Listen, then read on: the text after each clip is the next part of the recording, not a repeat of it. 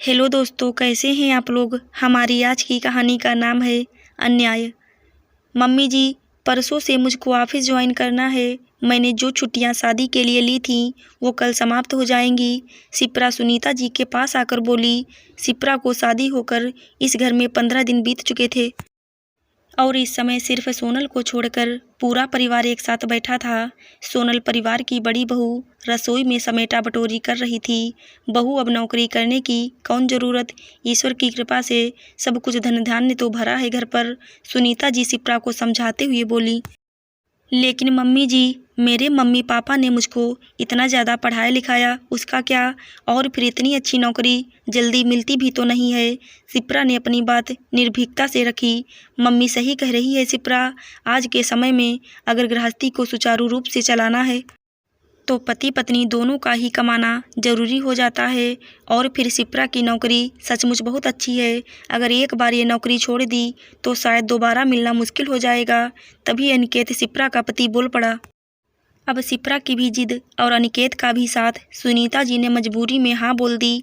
लेकिन ये बात वहीं पास में बैठी परिवार की इकलौती ब्याही बेटी पूजा को बहुत नागवार गुजरी। धीरे धीरे सब उठकर सोने चले गए अपने कमरे में, लेकिन सोनल अभी भी रसोई में ही थी।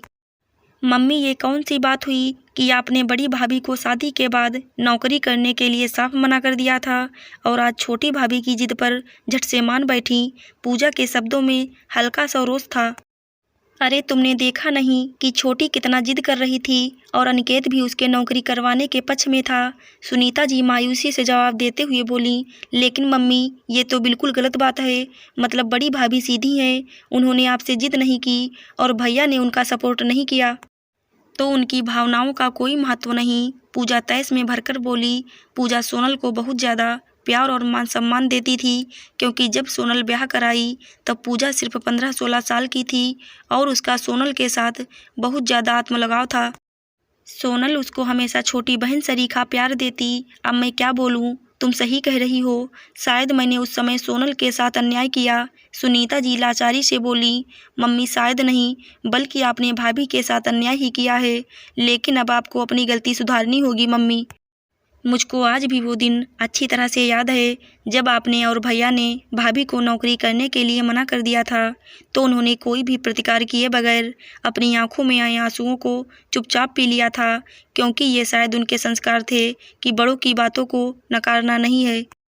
चलिए आपको कुछ साल पीछे की ओर ले चलते हैं। सोनल की बहुत अच्छी नौकरी थी। वो डिग्री कॉलेज में लेक्चरर के पद पर थी, लेकिन उसकी शादी के बाद सुनीता जी ने बिल्कुल साफ मना कर दिया उसकी नौकरी बहाल रखने के लिए।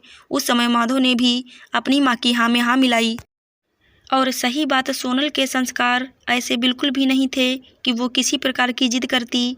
उसने पति और सास की बातों को सिर माथे लगाया और घर गृहस्थी में खुद को व्यस्त कर दिया। लेकिन उस समय भी पूजा छोटी भले थी, लेकिन इसको ये बात अच्छी नहीं लगी और आज भी वो मम्मी का फैसला सुनकर आहत हो उठी। लेकिन मम्मी, अब मैं अपनी बड़ी भाभी के लिए बोलूँगी। तब मैं ना समझती, लेकिन अब मैं समझदार हो गई हूँ। पूजा भी ये बात कही रही थी कि तब तक इत्तेफाक से सोनल भी काम निपटा कर आ गई।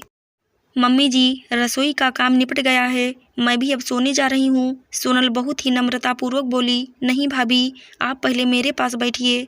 पूजा ने सोनल का हाथ पकड़कर वहीं बिठा लिया। भाभी, अब आप नौकरी करेंगी। सोनल तो एकदम से हचकचा गई कि हे भगवान, ये क्या कह रही हैं ननद रानी। जब समय था और इच्छा भी थी तब किसी ने नौकरी करने नहीं दी और अब अचानक ये सब। ये क्या कह रही हैं आप ननद रानी। सोनल तो चौंक पड़ी। हाँ भाभी, आपने सही सुना, अब आप भी नौकरी करेंगी। जब छोटी भाभी नौकरी कर सकती हैं तो आप भी करेंगी। पूजा ने एक तरह से आदेश सुनाते हुए कहा। लेकिन ननद रानी, छोटी की नौकरी की बात ठीक है, लेकिन आज अचानक मेरी नौकरी की बात कैसे उठ गई। भाभी, ये तो दोगली बात हो गई ना, कि जिस घर में बड़ी बहू को नौकरी करने के लिए साफ मना कर दिया गया था, आज उसी घर में छोटी बहू ने अपनी जिद से अपनी नौकरी के लिए हाँ करवा ली। जबकि भाभी, इस घर में सबसे ज़्यादा पढ़ी लिखी आप हैं। भाभी, आज आपके पास मौका है। अभी आपकी उम्र भी बहुत ज़्यादा नहीं हुई है।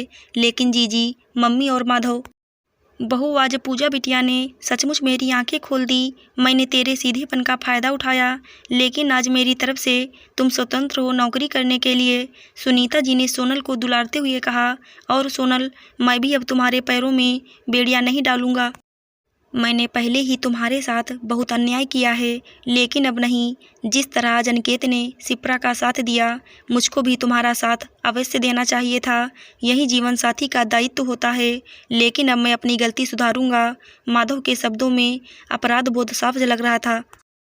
हे भगवान, मैं ये कोई सपना तो नहीं देख रही हूँ। सोनल हर्षातिरेक से भरकर बोली। नहीं भाभी, अब आप फिर से अपने सपनों की उड़ान को उड़ेंगी। आज पूजा तो सबसे ज़्यादा खुश थी अपनी बड़ी भाभी को उनका हक दिलाकर, लेकिन मम्मी जी, घर के काम और बच्चे। मैं खाना बनाने वाली लगा लूँगी, और सब तो काम वाली लगी ही हैं, और बच्चे भी दोनों अब छोटे नहीं रहे, मैं उनको देख लूँगी। सुनीता जी भी अपनी बड़ी बहू के लिए खुश नजर आ रही थी। आज तो सोनल को सचमुच लग रहा था कि वो आसमान की सैर कर रही है। और वो हुलस कर पूजा के गले लिपट गई। और मम्मी जी, आप मुझको आशीर्वाद दीजिए कि मैं फिर से अपनी ज़िंदगी की नई शुरुआत बहुत अच्छी तरह से कर सकूं। सोनल सुनीता जी के पैरों में झुक गई, और सुनीता जी ने आशीर्वाद भरा हाथ सोनल के ऊपर रख दिया। आशा करती हूँ दोस्तों, आपको हमारी कहानी ज़रूर अच्छी लगी होगी। धन्यवाद।